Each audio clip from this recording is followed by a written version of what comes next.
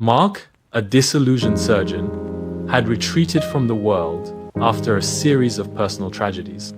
His once bright eyes now held a weary cynicism. He'd lost faith in humanity, seeing only selfishness and cruelty in the everyday chaos. One rainy evening, while aimlessly wandering through the city park, he stumbled upon a sight that would change his life. A three-legged stray dog, its ribs showing through its matted fur, limped pathetically through the puddles. Its whimpers cut through Mark's apathy, a jarring note in the symphony of his despair. Something stirred within him, a flicker of the compassion he thought long extinguished. He took the dog home, tending to its wounds. The small act of kindness felt foreign, almost painful in its unfamiliar warmth. He named the dog Hope. Hope's injuries were severe. She needed a prosthetic leg. Mark, despite his cynicism, found himself drawn to the challenge. His surgical skills, once used to heal humans, now found a new purpose. He spent weeks researching, designing, and crafting a tiny prosthetic limb using lightweight, durable materials. The process was painstaking, yet strangely therapeutic. Each careful cut, each precise weld, was a step away from the darkness that had consumed him.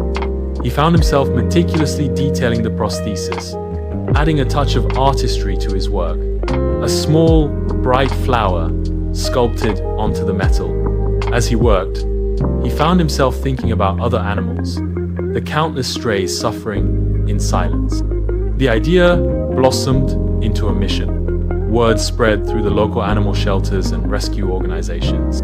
Soon, Mark's small workshop was overflowing with injured animals.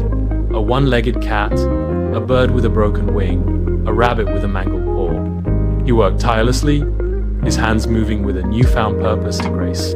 Each successful operation filled him with a quiet satisfaction, a balm to his wounded soul. The animals, in their silent gratitude, offered him an unconditional love that he had long forgotten. Their trust, their unwavering affection, chipped away at the wall of cynicism he had built around his heart. He started a small, non-profit, funding his work through donations and grants. Volunteers flocked to his cause, their shared compassion building a community of hope. One day, a young girl approached him in the park, her own dog, a cheerful golden retriever, trotting happily beside her.